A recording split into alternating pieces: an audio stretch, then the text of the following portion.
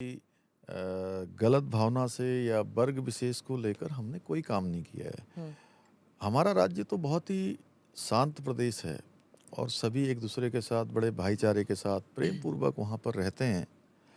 लेकिन उत्तराखंड राज्य के अंदर अतिक्रमण, एन्क्रोचमेंट ये बहुत बड़ी मात्रा में था और हमारी सरकारी ज़मीनों पर, फॉरेस्ट लैंड पर, जगह-जगह पर। तो हमने ये शुरुआत में कहा कि जहाँ भी इंक्रोचमेंट है, हम इसके खिलाफ एक अतिक्रमण हटाओ, इंक्रोचमेंट साफ करो, क्लियर करो, इसका एक हम पूरा अभियान चलाएँगे हुँ, और जिन लोगों ने भी अतिक्रमण किया है, वो खुद ही इसको हटा लें, अन्यथा हम इसको हटाएँगे, प्रशासन हटाएगा।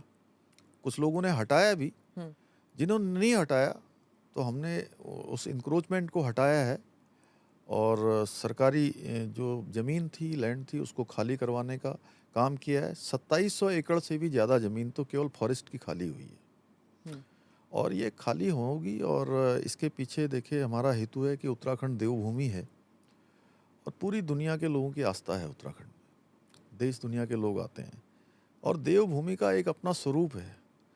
वो स्वरूप सुंदर स्वरूप, आध्यात्मिक स्वरूप, देव स्वरूप, वो बना रहना चाहिए। हुँ। और इसीलिए ये अभियान चलाया और अभियान ये रुकने वाला नहीं है, अभियान आगे भी चलेगा। अभी हुँ। हमने पिछले दिनों बरसात के कारण से और मानसून के कारण से कुछ उसको वो धीमा हुआ था क्योंकि हमारे प्रशासन के लोग आपदा के काम में, राहत के कामों में लगे हुए थे।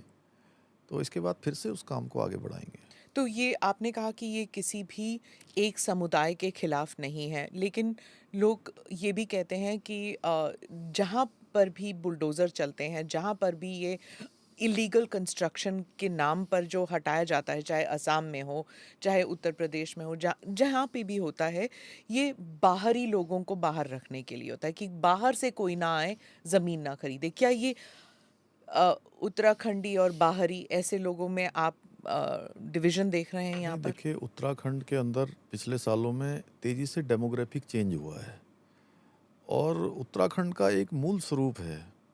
वो मूल स्वरूप बना रहे उसके लिए हमने वेरिफिकेशन ड्राइव भी चलाने का निर्णय लिया है।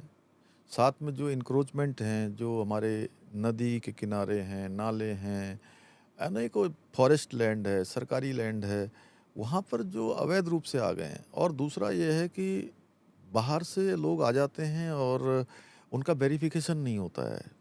किसी का कोई क्रिमिनल हिस्ट्री निकलती है, कोई संदिग्ध पाए जाते हैं, बाद में कोई वारदात करते हैं।